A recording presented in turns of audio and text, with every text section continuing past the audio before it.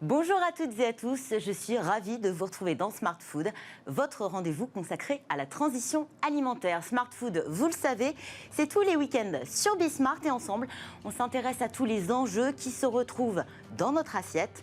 L'occasion aussi d'explorer toutes les innovations, les tendances en matière de production et de consommation. On découvre sans plus attendre le menu de la semaine. Pour commencer, notre rubrique à la carte et nous allons nous intéresser à l'agriculture urbaine. Une ferme en ville? Non, vous ne rêvez pas. Loin de l'image d'Épinal, de champs à perte de vue, les fermes version urbaine, elles, prennent racine au milieu du béton. Paradoxal et pourtant, les projets de ce type fleurissent, les approches multiples repoussent tout le champ des possibles pour s'installer et produire au plus près des consommateurs urbains. Mais pourquoi vouloir relocaliser la production agricole au cœur des villes? Est-elle vraiment compatible avec cet environnement urbain? Les avantages de ce mode de culture sont-ils décisifs, suffisants face aux enjeux d'une alimentation saine, responsable et durable? C'est ce que nous verrons dans quelques instants avec mon invité et puis notre rubrique Nouvelles recettes. Méfiez-vous des apparences, elles sont parfois trompeuses. Un restaurant qui renverse la table et la carte avec des trompe-l'œil qui en mettent plein la vue. Ce sera en seconde partie d'émission. Vous avez le menu, vous êtes prêts? Alors Smart Food, c'est parti.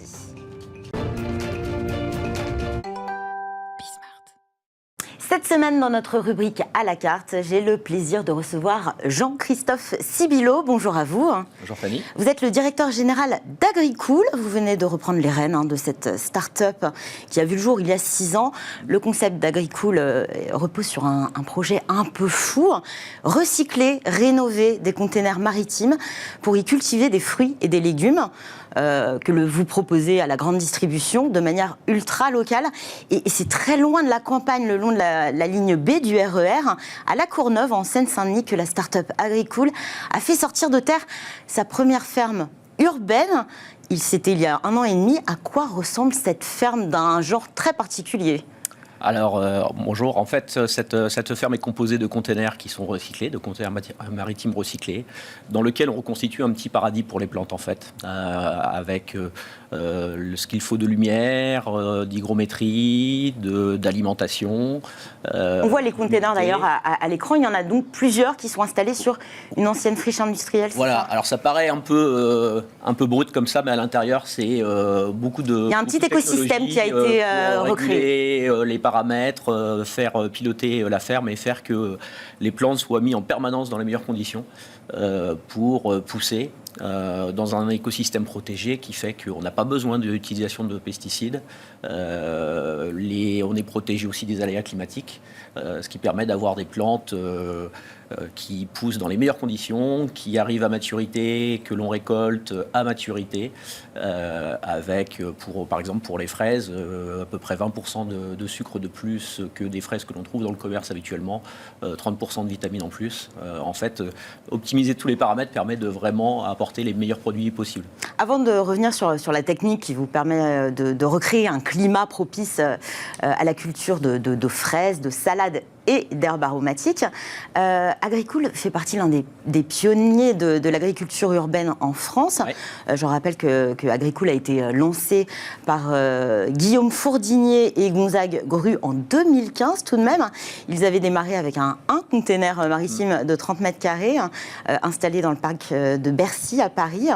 C'est quoi le modèle Agricool aujourd'hui? Ça a fait du chemin depuis 2015. Alors en fait, en effet, ça a commencé comme beaucoup de startups dans un garage. Enfin, c'est un peu une image, mais c'est un peu ça, sauf que c'était pas à San Francisco, c'était pas dans le garage d'une résidence, mais c'était dans une ferme dans le Nord. Gonzague et Guillaume étaient deux fils d'agriculteurs qui avaient quelques années auparavant, quand ils avaient fait leurs études en ville, avaient fait le constat qu'il était très difficile de manger des fruits et légumes de qualité quand on habitait en ville. Et du coup, ils se sont mis le pari un peu fou d'essayer de cultiver des fraises en intérieur. Et assez rapidement, ils ont eu l'idée du container, ils ont fait ça d'abord dans la cour, et puis ensuite, ils ont fait évoluer le concept. Et de fil en aiguille, c'est devenu une entreprise qui investit beaucoup en agronomie, en recherche et développement, en automatisation, pour arriver à un concept de ferme modulaire urbaine qui permettent de répondre aux grands enjeux de fournir des produits locaux, produits localement, de qualité, toute l'année, Et finalement, on peut installer un container n'importe où. C'est la beauté du concept. C'est-à-dire que la difficulté de l'accès au local dans les grandes villes, c'est le foncier, c'est le terrain. Et là, bien sûr, avec une empreinte au sol qui est limitée, avec des rendements qui sont 100 fois supérieurs à ce qu'on peut faire en plein champ, cela permet de développer une offre locale qui est livrée le lendemain même de la récolte dans les entrepôts des grandes surfaces et donc accessible au plus grand nombre. À maturité, vous le disiez. Concrètement, à l'intérieur d'un container, qu'est-ce qu'il y a? Comment ça fonctionne? Parce que 30 mètres carrés, c'est quand même assez limité. Hein. Ouais. On est plus sur un type d'agriculture verticale? Alors, on a les deux types de culture. On a culture verticale, culture horizontale, mais c'est clair qu'on optimise au maximum l'espace avec des étagères. Donc, tout l'espace est optimisé et juste une allée centrale qui permet à nos cultivateurs... Cultivateur. Agricool, cultivateur. Exactement. Et moi, je suis un cool executive officer. Donc, ces cultivateurs passent dans l'allée centrale pour pouvoir prendre soin des plantes et c'est... Toutes ces étagères et ces bacs dans lesquels les plantes poussent sont réglés avec des paramètres qui permettent une alimentation en eau constante. Donc là, on est sur un système d'hydroponie, c'est ça? Oui, exactement. Donc c'est quoi? C'est un circuit d'alimentation? C'est un circuit fermé. C'est un circuit fermé qui permet d'être extrêmement vertueux en utilisation de ressources naturelles. L'agriculture, globalement dans le monde, c'est 70% de l'utilisation des ressources naturelles en eau douce. C'est énorme, l'agriculture est très consommatrice d'eau. Le fait de travailler en circuit fermé nous permet de limiter d'utiliser 95% d'eau de moins par kilo de produit que dans l'agriculture traditionnelle. Et une plante, qu'elle soit potagère d'ailleurs ou autre, a besoin de lumière? Oui. On la trouve où, cette lumière, dans un container? C'est des LED, le même type de LED que vous pouvez trouver pour agrémenter votre intérieur, sauf que là, c'est des LED techniques, extrêmement régulées en termes de paramètres, en termes d'intensité, de fréquence de lumière, pour apporter la meilleure luminosité qui reconstitue les conditions idéales pour les plantes. Donc vous l'avez dit, il y a plusieurs avantages à la culture en container. Quels sont les résultats qu'on peut espérer avec ce climat reproduit? Quels sont vos rendements? Alors les rendements, en fait, on arrive à avoir des rendements qui sont jusqu'à 100 fois supérieurs à des rendements que l'on peut obtenir en plein champ. L'intérêt de ce contexte de production en indoor, c'est de pouvoir produire des salades, des herbes aromatiques à un moment et dans des lieux où on ne pourrait pas par l'agriculture traditionnelle. Ça ne remplace pas l'agriculture traditionnelle, très clairement. C'est complémentaire. Comment s'organise la distribution? Parce que l'idée, c'est d'alimenter effectivement les populations urbaines à de l'ultra-local. Ouais. Vous avez choisi de vous orienter vers la grande distribution. Pour quelle raison? La vision d'Agricool, c'est de faciliter l'accès au local dans les grandes villes. À partir de cette mission, la conclusion assez naturelle, rapidement, des fondateurs a été de dire il faut qu'on aille vers la grande distribution qui permet de donner accès au plus grand nombre. Plutôt que d'être élitiste. En fait, l'accès au local, à travers les circuits directs, à travers beaucoup d'initiatives. Il y a énormément de plateformes qui rapprochent effectivement consommateurs et producteurs locaux. Ça existe déjà, mais ça touche une petite partie de la population parce que l'effet d'échelle n'est pas là. Donc Agricool a eu la volonté très tôt de dire construisons un modèle qui nous permet d'avoir accès au plus grand nombre à travers la grande distribution.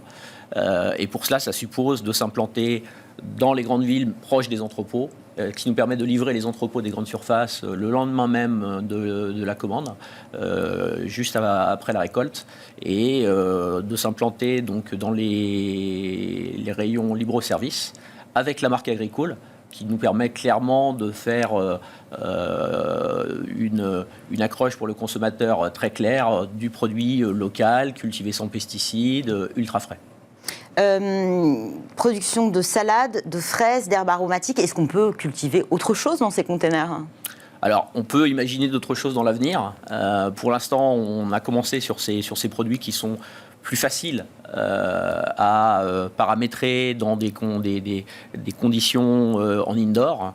La biomasse qui est produite en fait est pratiquement intégralement utilisée. Il y a très peu de déchets une fois qu'on prépare, qu'on récolte. Donc le gain sur les rendements est plus évident que dans d'autres plantes où finalement on récolte et puis on jette une grande partie de la plante et la partie qui est consommable est une petite fraction. Maintenant, il y a d'autres manières de répondre au local, en dehors des containers. Aujourd'hui, la réponse d'Agricool, c'est ces containers qui sont adaptés par rapport à certains produits, mais on a déjà des idées pour l'avenir de modes de production complémentaires ou de distribution qui permettent encore une fois d'apporter une réponse à nos clients distributeurs. Une parmi d'autres. Voilà, pour apporter des fruits et légumes en toute saison, produits localement et de manière très responsable. L'enjeu pour de nombreux projets d'agriculture urbaine qui se montent actuellement, c'est être rentable. Comment on crée un modèle économique viable? Il y a de lourds investissements au démarrage, j'imagine. C'est beaucoup d'investissements. C'est beaucoup d'investissements. Agricool a des partenaires financiers, des investisseurs qui ont déjà investi beaucoup d'argent dans cette entreprise. Il y a eu 35 millions de levées de fonds depuis la création, qui ont permis d'investir énormément en recherche-développement, en agronomie, pour pouvoir atteindre des niveaux de rendement qui permettent d'ambitionner un modèle économique qui soit viable. C'est le gros défi de l'alimentation, de l'agriculture urbaine, de l'agriculture indoor en fait. Il y a beaucoup d'initiatives, beaucoup d'entreprises qui se lancent sur ce créneau. La grosse difficulté, c'est d'arriver à un niveau de maîtrise des paramètres et de l'agronomie, de sélection des variétés, de pilotage des fermes qui permet d'atteindre des rendements qui rendent le modèle viable d'un point de vue économique. L'agriculture urbaine, ça semble presque paradoxal, un oxymore. Alors, il y a plusieurs méthodes. Vous avez investi la solution container, mais il y a aussi l'éco-pâturage, jardin partagé, culture sur les toits. Quels sont les avantages de l'agriculture urbaine, quelle que soit d'ailleurs la solution choisie? D'abord, cette agriculture urbaine, elle répond à un grand enjeu sociétal. Alors, en fait, quand on se projette à 2050, les 2/3 de la population mondiale vivra dans les villes. Or, dans ces villes, on a des capacités de production qui sont limitées. Et dans le même temps, les surfaces agricoles se réduisent dans le monde. Donc, en fait, il faut trouver des nouvelles réponses pour nourrir la population mondiale. Donc, ça participe à l'évolution d'un modèle économique et d'un modèle d'alimentation. Toutes ces initiatives que vous avez évoquées, l'agriculture sur les toits, utiliser les toits des grandes surfaces, ce genre d'initiatives sont complémentaires et participent à trouver des réponses. Maintenant, le point commun de toutes ces initiatives, c'est qu'elles sont extrêmement fragmentées. C'est des initiatives à petite échelle. Donc un des grands enjeux de l'alimentation locale, c'est de trouver des réponses d'un point de vue supply chain, d'un point de vue logistique, qui permettent d'intégrer. L'idée, c'est d'agréger aussi toutes ces initiatives locales les différents moyens de production pour apporter à la grande distribution, parce que c'est la grande distribution qui apporte la capacité à toucher le plus grand nombre de personnes, apporter une réponse intégrée à un sourcing d'alimentation locale.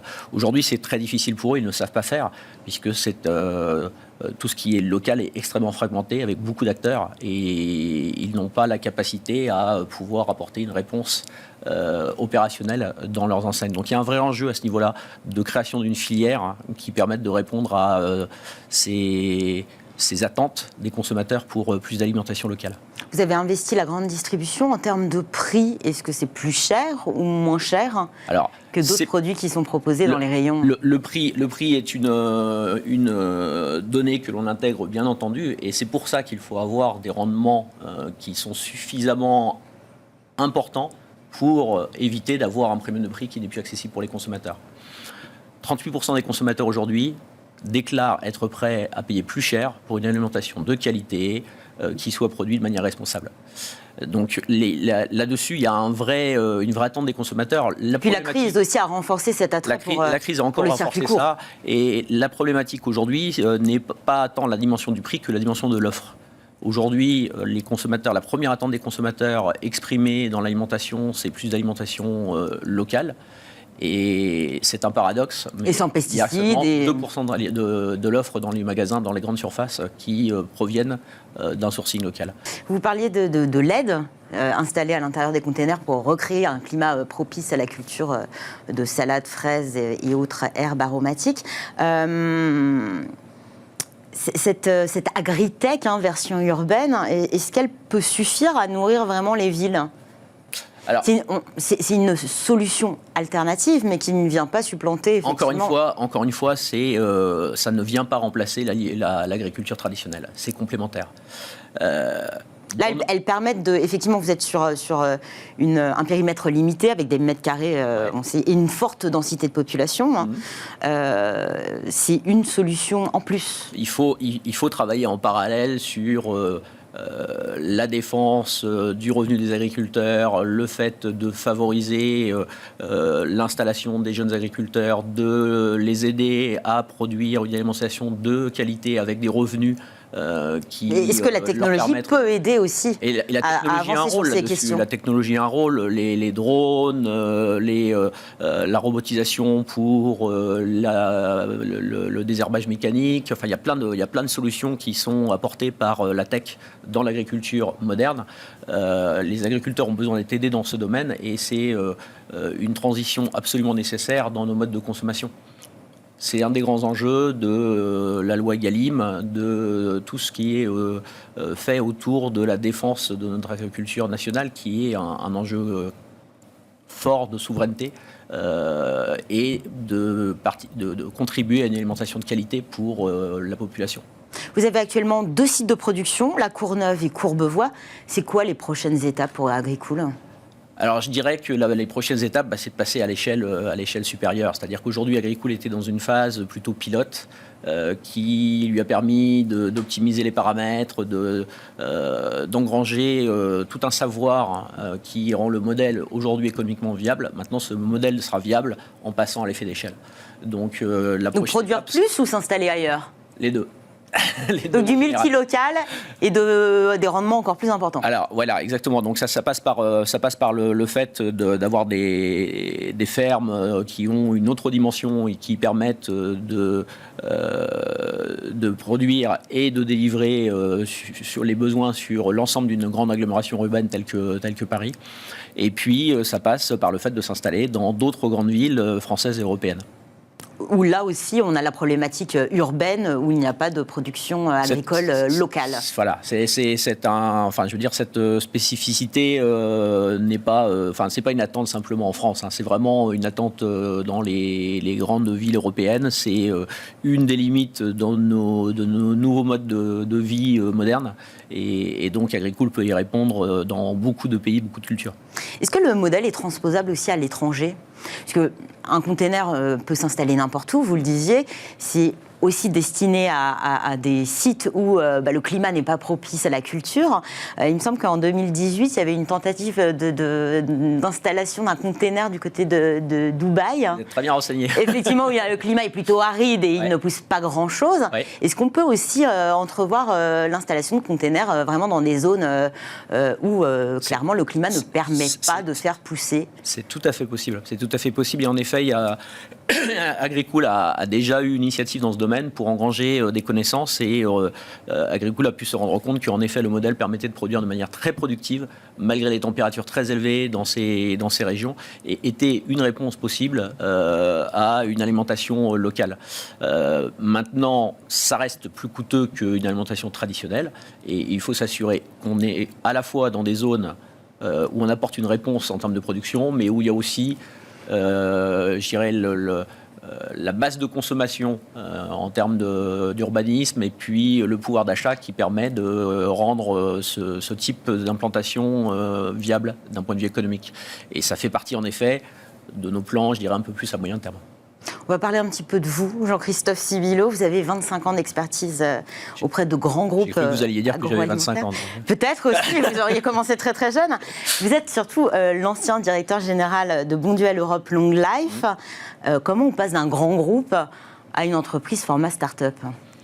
Ouais, c'est une remise en cause personnelle, c'est se mettre en danger, c'est avoir envie de faire autre chose. On n'a qu'une vie, hein, et donc après avoir fait un peu le tour des grands groupes pendant 25 ans, avoir accédé à des fonctions importantes dans ces groupes, j'ai eu aussi l'occasion d'observer à quel point le monde évoluait. Vous avez été témoin aussi de cette prise de conscience environnementale. Ah oui, tout à fait. Enfin, moi, j'ai commencé comme jeune chef de produit, donc dans le marketing, où l'enjeu est de tout faire pour qu'on réponde au mieux aux attentes des consommateurs. Et à l'époque, il y a 25 ans, la priorité n'était pas conscientisée. Ouais. On était dans une époque très hédoniste où les consommateurs voulaient simplement se faire plaisir, sans aucune conscience de l'impact qu'ils avaient de l'alimentation, à la fois sur leur santé, et la prise de conscience était faible, mais aussi sur leur environnement. Et ça a amené à un certain nombre d'excès, très clairement, on ne peut pas se le cacher. C'est-à-dire que finalement, la seule préoccupation, c'était de répondre à leurs enjeux hédonistes, quels que soient les moyens qu'on mettait en œuvre pour y répondre.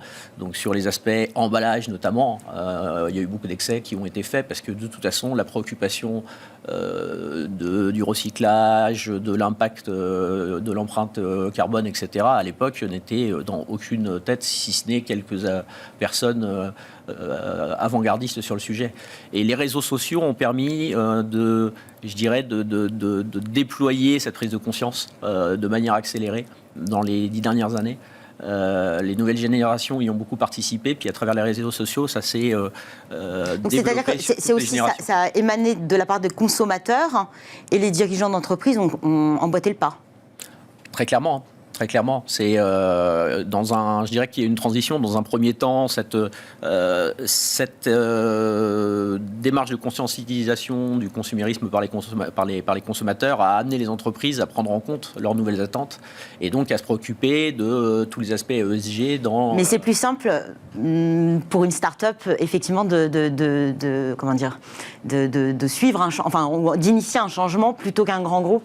En fait, un grand groupe, tous les grands groupes sont de toute façon aujourd'hui engagés dans une démarche de production plus vertueuse, de se préoccuper de leur empreinte carbone, de l'impact qu'ils ont sur la société, etc. Je pense que la grande majorité des chefs d'entreprise aujourd'hui sont conscients que leur rôle dépasse simplement les enjeux économiques. Donc, on est engagé dans une démarche beaucoup plus vertueuse qu'il y a 20-25 ans. Maintenant, ces grosses entreprises, elles ont quand même d'autres enjeux. Capital existant, elles ont des actionnaires, elles ont des outils, des usines, des frais fixes énormes, donc des contraintes économiques, des contraintes techniques qui font que faire évoluer les choses se fait avec des contraintes et se fait peut-être plus lentement que quand on est dans une petite entreprise qui part d'une page blanche et qui a une capacité à réinventer le modèle plutôt que simplement l'optimiser. Donc c'est clair que quand on regarde les choses avec un petit peu d'ironie, on se dit oui, mais l'impact il est limité au regard de ce que peuvent faire les grands groupes. Et en même temps, c'est ces petites entreprises, ces startups qui réinventent un modèle, qui tracent un sillon, qui peut devenir demain le modèle majoritaire sur les modes de production. Presque un modèle. Voilà. Merci beaucoup Jean-Christophe Sibilo, directeur général d'Agricool. Et c'est une nouvelle recette empreinte de créativité, d'illusion que nous allons découvrir cette semaine. Ce restaurant propose des entrées, des plats qui portent le nom et sont présentés sous la forme de desserts connus et reconnus, des trompe-l'œil gourmands qui dupent l'essence mais pas l'appétit. C'est notre nouvelle recette de la semaine.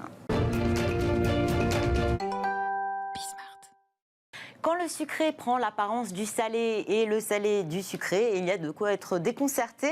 Bonjour Séphora Naon. Bonjour. Vous êtes cofondatrice de Privé de Dessert. Alors Privé de Dessert, vous nous prouvez que dans votre restaurant, c'est pas une punition, loin de là. Hein.